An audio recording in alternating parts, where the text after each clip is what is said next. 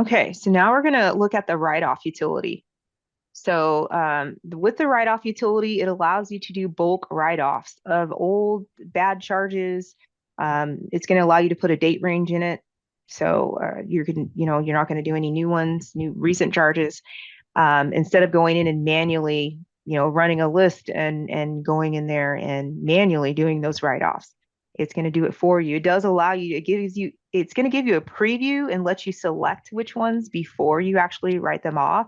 I know as soon as I mention this, sometimes I get a response from people that's like, no, I got to see it first. Yes, you're going to be able to see what you're writing off before you actually write it off. It doesn't just do it automatically without you seeing it and selecting which ones.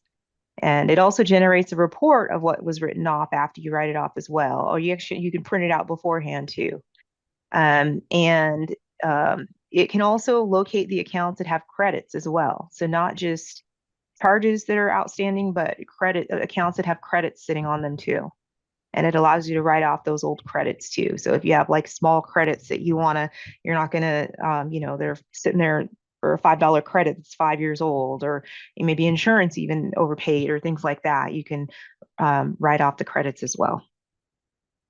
So let me show you how that works. We're gonna go back to my Medisoft. So in Medisoft, you're gonna go to Tools menu.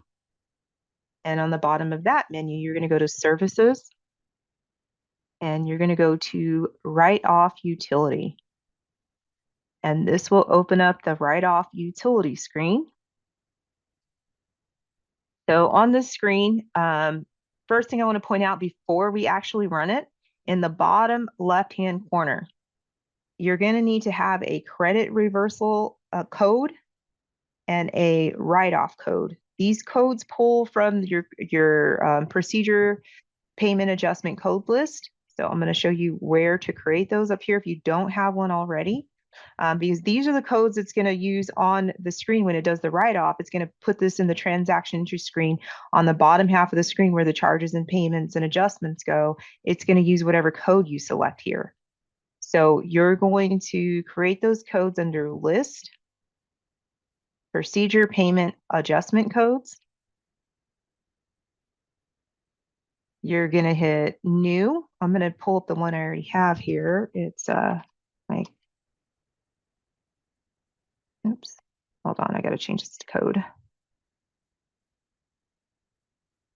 This is the one I use for my credit reversals. So, and then you can put whatever description you'd like. I just put reversal small credit write-off. So when this code is used, this is what is the description that is going to put in the patient's account. And that's the code it's going to use under the patient's account in their chart. And the code type needs to be adjustment. And you're going to uncheck this box to make it a negative because it's going to be a positive because it's reversing a credit. The credit is already negative. So you're going to uncheck this to make it a positive. So it reverses the credit that's already on the patient's account. Okay. So that's one of the codes you'll need. Of course, you can make this say whatever code and whatever description that makes more sense to you. So when you look at it, you know exactly what it is. This is just an example of what I used. The other code you'll need to have is a write-off code. You can make one specific for small balance write-off if you want, or you can just do your write-off adjustment code. I think I do have one in here. Yeah, so here's one for small balance write-off.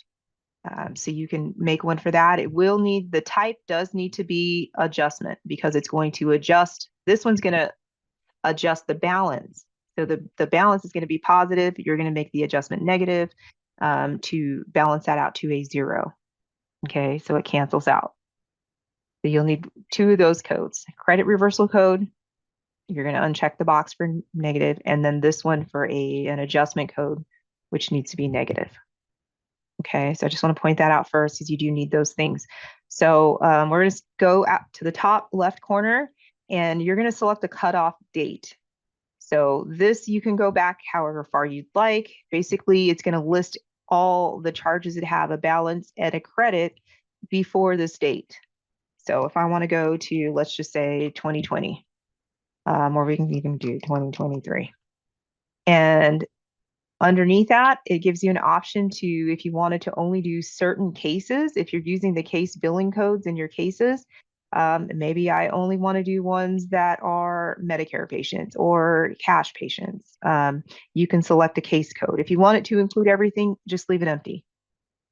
And then to the right of that, we have transaction balance not to exceed. You want to put the highest balance where you want to write off everything underneath that balance. So if I put $20 in here, it's going to list everything $20 and less that have a balance, or I can do $200 or less. So that's up to you as far as how much you actually want to write off if they have a balance. If you leave it empty, it's going to pull everything. And then you underneath that, transaction credit balance not to exceed. So if somebody has a credit of $20 or less, it's going to include that. Anything with a credit over $20, it's not going to include it. So just keep those two things in mind. Again, if you leave them empty, it's going to include everything unless you put something in there. And then to the right of that, if your Medisoft does not have this option for insurance and responsible party, that means you're not on one of the latest versions where this was added. This additional fields here, that was an enhancement that was added in I think the last two versions of Medisoft. So you can select, maybe you just only want to focus on primary claims that have an old balance, or maybe even secondary, those were never posted, or you can do a combination of both or all of them. And let's include patient as well. And then you can also run this for a specific insurance company. So maybe you just want to do it for all of your Medicaid patients that shouldn't have any balances for Medicaid. You can select that and write just those off. So you have several preferences here on what you want it to include. Once you're done making your selections on the filters, you're going to hit the refresh button. That is going to pull in a list based on the filters that you've plugged in on your selections. So here's my list for my write-off. First thing you want to do in the far left corner, you'll notice here on the left, there's an uncheck all box. So I can uncheck it. And if I want to go through and just select certain line items, I can. The second column is your date from. This shows you how old it is.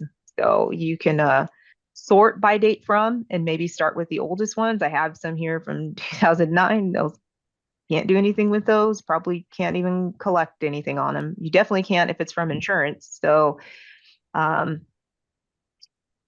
here I can see in the responsible party column in the middle, it shows who is responsible for that. So this one, these top four are actually insurance responsible. I'm not going to be able to collect those if they haven't been paid already from these insurance. It's way beyond timely filing. So I'm definitely going to write those off. And then we have a couple here for that's patient responsibility. To the right of that, or you can see the balance column to see exactly what the balance is, how much you'd be writing off. And then you see the patient, last patient payment date. So you can see the last time a payment was posted to those accounts. And then procedure codes. You can see what procedures those are for. And then you have a procedure code description. This is giving you the description for those procedure codes, so you can see exactly what it's for. So once you make your selections, so I'm just going to grab a few more here, and then I'll go show you what it looks like. Once you're done making your selections here, on the bottom left corner, this is where we're going to select those codes we talked about. So I'm going to do my credit reversal code. And I'm going to do my small balance write-off code. And in this write-off description, this is what it's going to put in the description for the codes when you use this. So it knows it's made off by the write-off utility. You can change this verbiage to say whatever you'd like. Some people say write-off old balance cleanup done in 2025 to know when the last time it was done, and whatever message lets you know why it was written off and when, and where that came from.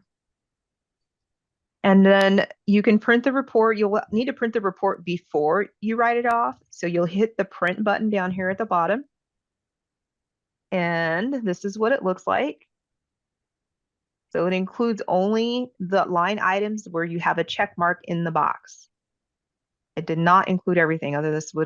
Otherwise, this would have been a lot more pages. This is only 2 pages. It only included the ones where I checked the boxes. And at the very bottom of the report, it does tell you what you're going to be writing off. The total for small balance is going to be $667, and I'm only doing a $5 credit reversal total. And then we can hit the write-off button. Again, it's going to give you this pop-up. Strongly recommended to do a backup before you run it. And then we'll go ahead and hit continue. Let me just write down that data service 4717. I'll show you that one. All right, so you'll notice this screen doesn't close out, but you will notice here the chart that I selected, it was for J Brimley, it was BRIJA. It's not on this list anymore. So it removed it from the list, but it keeps the screen open in case you want to keep going and make some more write-offs. So it doesn't close it out. You can hit the close button at the bottom or in the top right-hand corner of your Medisoft as you close, the same way you close all your other windows in Medisoft.